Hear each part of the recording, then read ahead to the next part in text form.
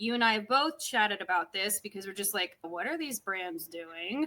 And it's about how you respond on social media when there is a tragedy, whether it's national, local, whatever.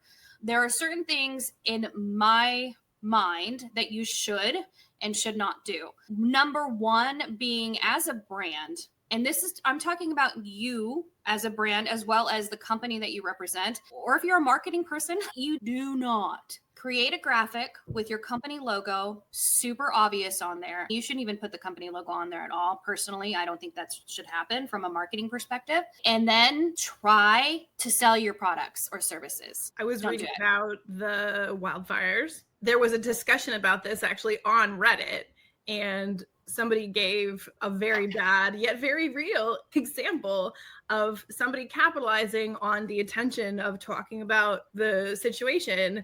But they said, this is the direct quote, "These sales are hot." No. So I've seen some people also post like, and these are bigger names because you follow this stuff. They put like the flame emoji. I'm like, no, probably not a good idea to put that out right now, especially if you're responding to somebody you know and it has nothing to do with the tragedy. Fine. That's absolutely fine. I'm not saying you can't use that, but if it's about it, you don't respond with the flame emoji. It's not a good idea. It's not a good look. And maybe I'm reading more into it than I should, but this is like when I'm looking at optics, when I'm thinking like big brand wise, like this is not what we want to do.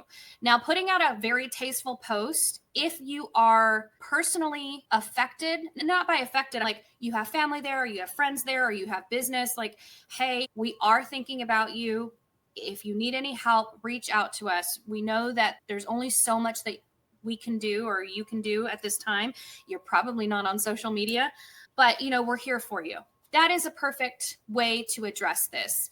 I was actually talking to somebody yesterday from a title company, and we were discussing the fires in California. And he's like, I've seen some companies that have done some really strange stuff with this. And he's like, I don't think that's a good idea. And I said, in that respect, it's not. I said, but when we're talking, because he and I were talking about what happens now, and he goes, the biggest issue that's going to happen is fraud. It's like you're going to have all of these houses, all of these buildings that are now empty lot. Well, they're not empty lots, right? The structures are still there somewhat. He goes, there's going to be a lot of fraud. He goes, we see that happen in Florida a lot, where hurricanes come through, buildings get demolished. It sits there because they can't rebuild right away because you have to go through all the permitting and everything like that. He goes, and somebody will get on Craigslist and sell the property to somebody else. It creates a huge issue. And I said, so that to me would be a great post. Probably not right now, but within like a week or two, hey, just so you're aware, these are some of the things to look for in the event that there's going to be title issues. There's going to be challenges that come up because of the fact that these buildings have been destroyed, these homes have been destroyed, and what are the best practices and steps forward, basically.